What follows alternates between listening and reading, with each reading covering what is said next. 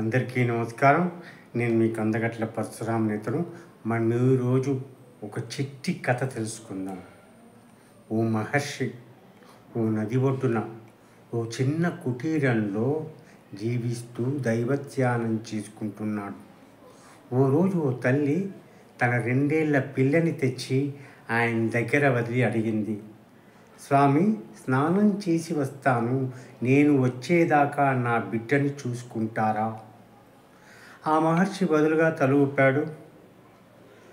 ఆమె బిడ్డని వదిలి వెళ్ళిపోయింది. గంటయింది, 2 గంటలు దాటాయి, ఆమె రాలేదు.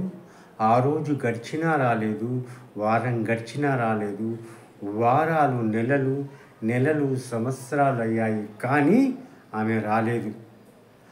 ఆ మహాత్ముడు ఆమెని జాగ్రత్తగా పెంచసాగాడు. ఆమెకి 16 ఏళ్ళు వచ్చాక ఓ రోజు ఆ పిల్ల తల్లి వచ్చి తన బిడ్డని చూసి కౌగిలించుకొని ఆనంద బాష్పాలు రాల్చింది. స్వామి, నా బిడ్డను నా వెంట తీసుకెళ్తున్నాను అని చెప్పింది ఆమె. ఆ మహాత్ముడు సరైనట్టుగా తల ఊపాడు. ఆమె తన బిడ్డతో వెళ్ళిపోయింది. ఇది కథ. అసలు కథలో ఉన్న సారాంశం ఏంటో ఇప్పుడు చెప్తాను నేను. ఆమెని ఆయన ఒక్క ప్రశ్న వేయలేదు, ఒక్క మాట మాట్లాడలేదు. కనీసము ఆమె నుంచి కృతజ్ఞతను కూడా ఆయన ఎదురు చూడలేదు.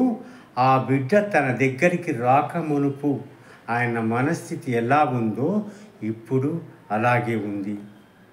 ఇంతకాలం ఆ పాప సాన్నిధ్యం ఆయన్ని ఏం మార్చలేదు. ఎందుకంటే వచ్చినది ఏదైనా సరే పోతుందన్న సత్యం ఆయనకి తెలుసు. అలాంటి సత్యాన్ని మనం కూడా తెలుసుకొని ఆయనలా స్థితప్రజ్ఞత కలిగి మనం ఉండగలిగితే మన జీవితం సంతోషంగా, ఆనందంగా, ప్రశాంతంగా ఉంటుంది. మీకు నచ్చిందా? నచ్చితే లైక్ చేయండి, బాగా నచ్చితే షేర్ చేయండి. దయచేసి సబ్స్క్రైబ్ చేయడం మరవకండి. మరో మంచి వీడియోతో మీ ముందుంటాను. అంతవరకు సెలవు. ధన్యవాదాలు.